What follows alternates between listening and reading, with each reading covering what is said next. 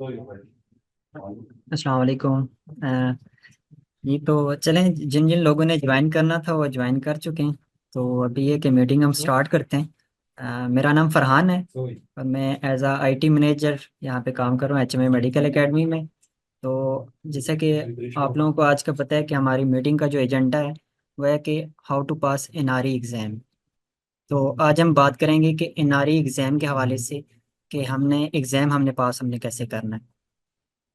और इसमें ख़ास तौर पर जो टारगेट किया जाएगा कि जो आपके जो एमसीक्यूज़ होते हैं, 200 एमसीक्यूज़ आपके जो हैं उनको कैसे उस टाइम फ्रेम के अंदर उनको कवर किया जाए। तो आज के जो हमारे जो चीफ एग्जेक्टिव हैं वो ताहिर मसूद खान साहब हैं, जो कि सीईओ हैं एचएमआई मेडिकल एकेडमी के, और वो लम्स से ग्रेजुएट हैं। जी, मैसेज तो आपके आ रहे हैं कि मेरे ख्याल से सबको क्लियर आवाज़ आ रही है। तो मैं अब ताहिर मसूद खान साहब से रिक्वेस्ट करूंगा कि वो आएं और जो आज की हमारी जो मीटिंग है उसे वो स्टार्ट करें। बिस्मिल्लाहिर्रहमानिर्रहीम। अस्सलाम वालेकुम। मेरा नाम ताहिर मसूद है। और आज का जो जो टॉपिक है, वो ऐसा टॉपिक है जो कि इंतहाई अहम है। और ये सीरीज ऑफ वेबिनार्स होंगी जिसमें कि आपको जो डिफरेंट एरियाज हैं एग्जाम के पॉइंट ऑफ व्यू से हम उसको डिस्कस करेंगे। तो आज का जो मेन एजेंडा है वो ये है कि जो हमने अटेम्प्ट 200 MCQs इन 180 मिनट्स कैसे करना है। तो उसके लिए जो सबसे अहम चीज़ है, पहले कि जी हम अपना एनालिसिस करें कि वो कौन से फैक्टर्स हैं जिनकी वजह से हम ये नहीं कर पाते। तो उसके लिए हम factors one by one discuss करेंगे, लेकिन इससे जो पहले है, मैं आपसे एक जो चीज़ डिस्कस करना चाहता हूँ वो ये है कि अ, आप लोग बहुत ज़्यादा प्रिपरेशन करते हैं, बुक्स पढ़ते हैं, लेक्चर्स देखते हैं, क्यू बैंक्स की बुक्स पढ़ते हैं। अ, तो ये ऐसे ही है जैसे कि अगर आपने फर्ज करें कि लाइसेंस लेना है गाड़ी का, तो आप उसमें उसकी गाड़ी के बारे में पढ़ते हैं, रूल्स के बारे में पढ़ते हैं, फिर आप प्रैक्टिस भी करते हैं, ग्राउंड्स में गाड़ी को चलाते हैं। लेकिन आपका जो टेस्ट है वो तो हाईवे पर होना है। तो हाईवे में तो बिल्कुल ही डिफरेंट रूल्स होते हैं। वहां पर आपने अगर एक ही लेन में रहना है, स्पीड लिमिट क्या होगी, आपने अगर एक लेन से दूसरे में जाना है तो उसके आपको इंडिकेटर देना है, आपने स्लो नहीं होना है क्योंकि गाड़ियां बहुत तेज चल रही होती हैं। तो ये तमाम चीजें हैं जो कि हाईवे पर एग्जैक्टली यही कुछ। क्या आप एग्जाम डे के लिए तैयार हैं? कि अगर एग्जाम डे के लिए तैयार नहीं है तो फिर आपकी जो सारी जो मेहनत है वो उस तरह से रंग नहीं लाती जैसे कि आप एक्सपेक्ट कर रहे होते हैं। तो उसके लिए है सबसे जो स्टार्टिंग पॉइंट है वो ये है कि वो कौन से फैक्टर्स हैं जो कि कंट्रीब्यूट करते हैं। उससे पहले चंद एक चीज़ें कि एग्ज़ाम जो है वो हमेशा ही एक अनप्लेजेंट सा और प्रेशर टास्क होता है। और इसमें अक्सर जो ज़्यादातर फ्रस्ट्रेशन होती है वो इस बात पर होती है कि हमारा एग्ज़ाम जो है वो टाइम पर कंप्लीट नहीं हुआ। अब मैं कुछ फैक्ट्स शेयर करता हूँ कि जी कि आप देखेंगे कि 58% students say that they are not able to complete exams within the given time. 58%। और 88% of students struggle to manage time during exam. तो हम इसके ऊपर भी वेबिनार्स करेंगे कि टाइम मैनेजमेंट कैसे होना है, लेकिन ये फैक्ट्स ये बता रहे हैं कि ये सिर्फ आपके साथ नहीं है, ये हर एक के साथ होता है। तो एग्जाम का जो प्रेशर है वो एक फैक्ट है और हकीकत है। उसके लिए क्या हमने प्रॉपर तैयारी की है कि नहीं की? तो ये हमारा है जो वेबिनार, जो सेट ऑफ वेबिनार्स होंगे। तो इस चीज को हमने एड्रेस करना है। अब ये वो फैक्टर्स हैं जो कि हम डिस्कस करेंगे आज के वेबिनार में। कि हमारा जो 52 सेकेंड्स पर एमसीक्यू है, lack of comprehension of stem of MCQ, lack of focus, lack of self confidence, lack of exam day practice, studying a lot, hard work not smart work. तो ये वो फैक्टर्स हैं जिनको वन बाय वन हम discuss करते हैं, ताकि हम जब ये फैक्टर्स को एनालाइज कर सकेंगे तो फिर हम इस काबिल होंगे कि इनके फिर हम सॉल्यूशंस की बात करें। तो ये पहला है फैक्ट कि अगर आपने 200 MCQs 180 मिनट्स में करने हैं तो आपके पास 52 सेकेंड्स होते हैं एक एमसीक्यू को अटेम्प्ट करने के लिए।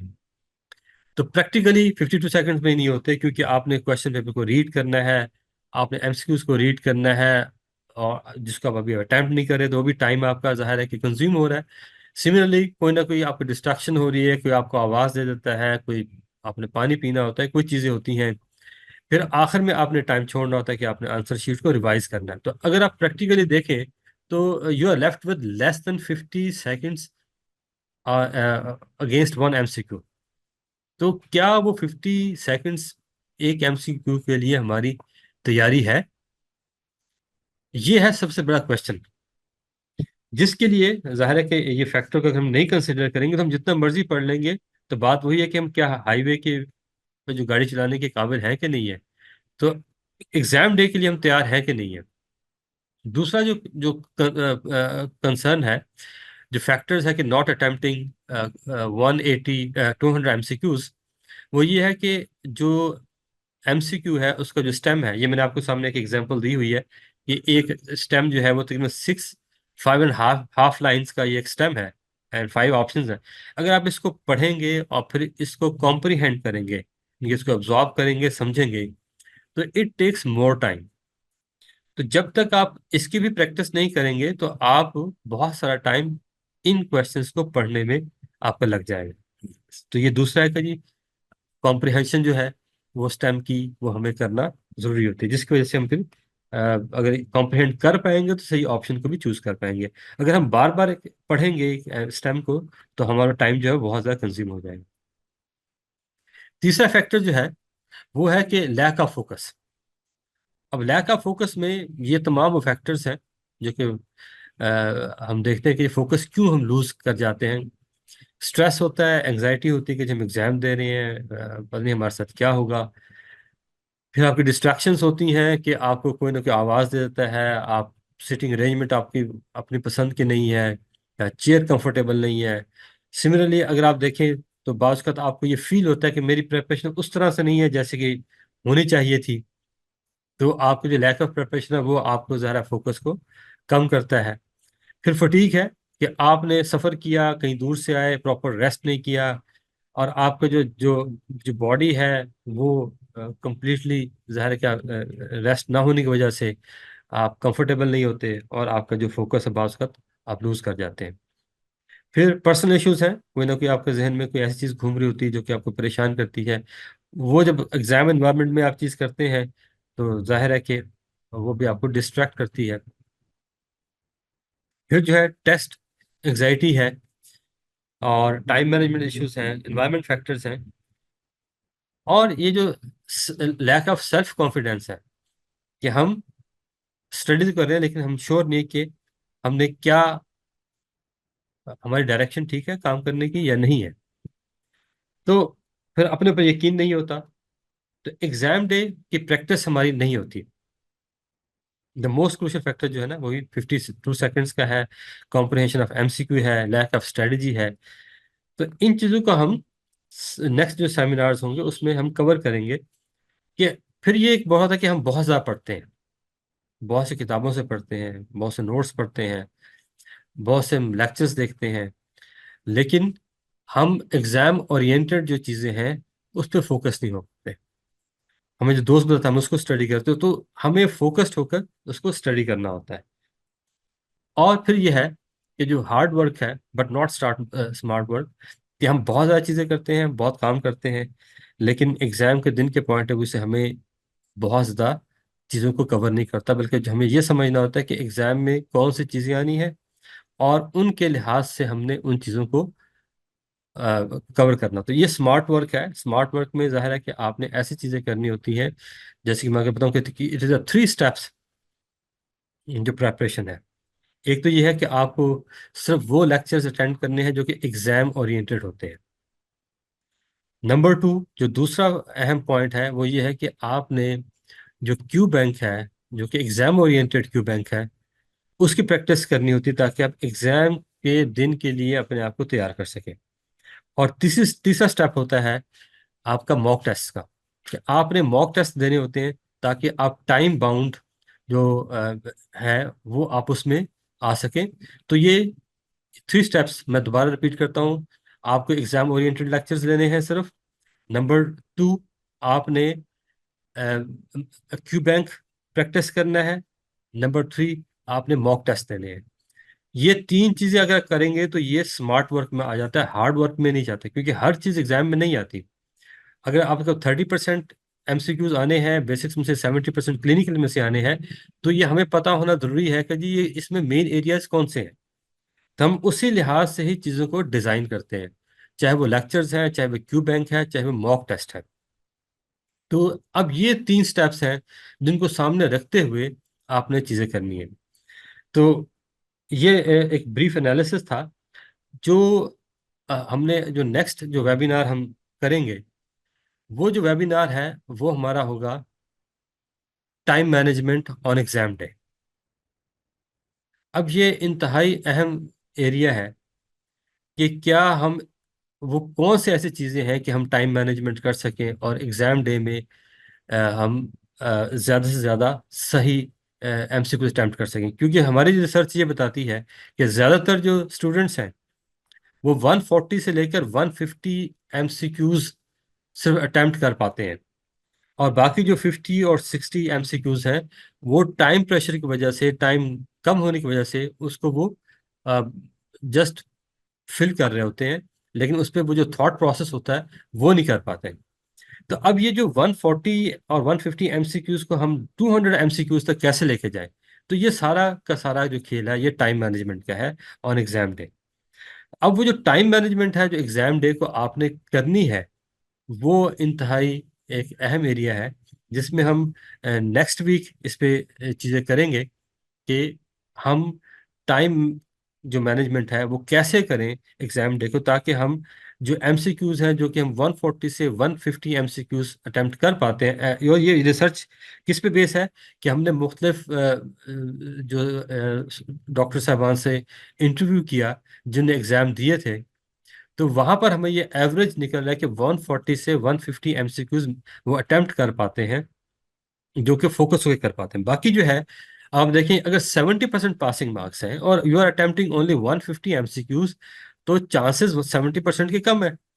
आप 70% चांसेस को बढ़ाने के लिए जरूरी है कि आपको 200 एमसीक्यूज प्रॉपर तरीके से अटेम्प्ट करने चाहिए, और वो सिर्फ हो सकते हैं कि आप जितनी ज्यादा प्रैक्टिस करेंगे एग्जाम के दिन के पॉइंट ऑफ व्यू से, उतना ही ज्यादा आपके चांसेस है कि आप उस वक्त परेशान नहीं होंगे, आप अंडर प्रेशर नहीं होंगे, और आप फोकस होकर एग्जाम को कर सकेंगे। और ये हमारा जो नेक्स्ट जो वेबिनार है उसका ये टॉपिक होगा कि टाइम मैनेजमेंट हमने कैसे करनी है। अब यह है कि अगर आपका कोई क्वेश्चन है तो आप मेरे से कर सकते हैं। ये क्वेश्चन जो आपके जहन में है वो मेरे से आप जरूर पूछें। अस्सलाम वालेकुम सर, काइंडली फिर ये गाइड कर दें कि किस तरह हम टाइम को मैनेज करें। जी डॉक्टर वकार साहब, इसमें यह कि ये पूरी एक स्ट्रेटेजी है जो टाइम मैनेजमेंट के लिए, जो कि हम नेक्स्ट टाइम डिस्कस करेंगे। लेकिन मैं आपको वैसे ब्रीफली बता देता हूँ कि हम जो है वो बहुत ज़्यादा पढ़ रहे होते हैं। हमें जो है ना वो फोकस्ड होकर काम करना है टाइम मैनेजमेंट के पॉइंट ऑफ व्यू से। अगर हमने फर्ज करें कि आप क्वेश्चन बैंक्स प्रिपेयर कर रहे हैं और आप या मॉक टेस्ट दे रहे हैं, तो वो टाइम बाउंड होने चाहिए, ताकि आप जब फर्स्ट टाइम अटेम्प्ट करेंगे तो जाहिर है आपका टाइम ज़्यादा लगेगा। लेकिन as you work on it continuously, तो कुछ टाइम के बाद आप खुद फील करेंगे कि मेरे जो अटेम्प्ट करने की है वो फ्रीक्वेंसी वो बढ़ गई है। अब मैं आपको मिसाल देता हूँ कि हमने जो क्यू बैंक डेवलप किए हैं वो है एवरी ऑप्शन एक्सप्लेन के साथ। एवरी ऑप्शन एक्सप्लेन का मतलब यह है कि अगर ये एमसीक्यू ठीक है तो क्यों ठीक है, और अगर गलत है तो वो क्यों गलत है। उसके लिए आप जितनी ज्यादा प्रैक्टिस करेंगे, आप देखेंगे कि वो एमसीक्यू की जो एक्सप्लेनेशन वो रिपीट भी होती है। तो आप जितनी ज्यादा प्रैक्टिस करेंगे, आपकी उतनी ही स्पीड कॉम्प्रिहेंशन की बढ़ती चली जाएगी, और आप जो टाइम जो ज्यादा लगाएंगे किसी एक एमसीक्यू पर वो कम हो जाएगा। तो आपको जो है वो टाइम है जो 50 सेकंड से, जाहिर है कि ये तो एवरेज है, अगर बास एमसीक्यूज छोटे होते हैं जो कि आप क्विकली कर लेते हैं, इट मे टेक 30 सेकंड। लेकिन अगर बड़े एमसीक्यूज होंगे तो इट मे टेक 60 सेकंड्स और 70 सेकंड्स।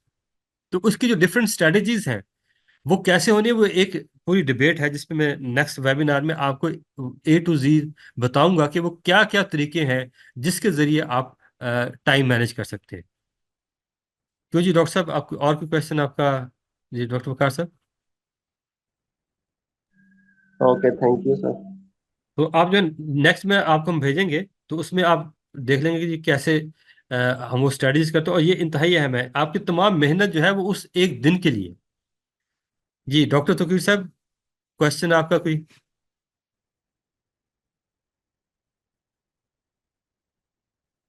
जी कमल।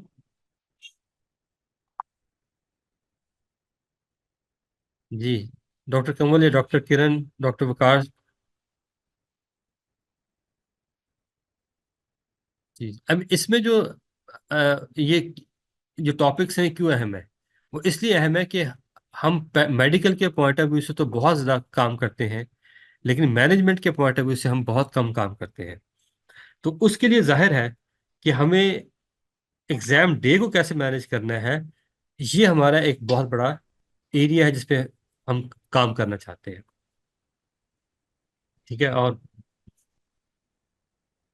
ये वो फैक्टर्स हैं जिनको आपने, ये मैंने दोबारा इसलिए स्लाइड ओपन की है कि ये फैक्टर्स आपने बैक ऑफ द माइंड अपने रखने हैं, जिसके सामने रखते हुए आपने प्रैक्टिस करनी है।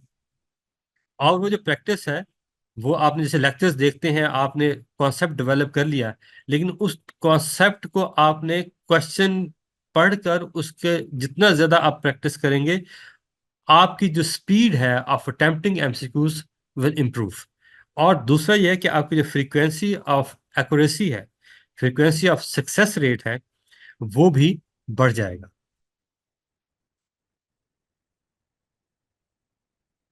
जी डॉक्टर वकार साहब, आई एम श्योर कि जी मैंने जो मैं आपका पॉइंट करना चाहता था वो आप तक पहुंचा होगा। Yes sir, thank you clear. Okay जी।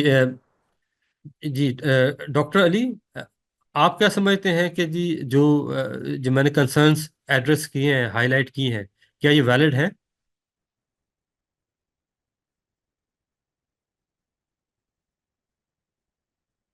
जी डॉक्टर अली, आर यू है? या डॉक्टर तौकीर हो, या कोई भी। अब क्योंकि मैं, जाहिर है कि बहुत सी यूनिवर्सिटीज़ में एंगेज होता हूँ, तो वहाँ पर मुझे पता है कि एग्ज़ाम के जो मेजर कंसर्न्स हैं वो क्या होते हैं।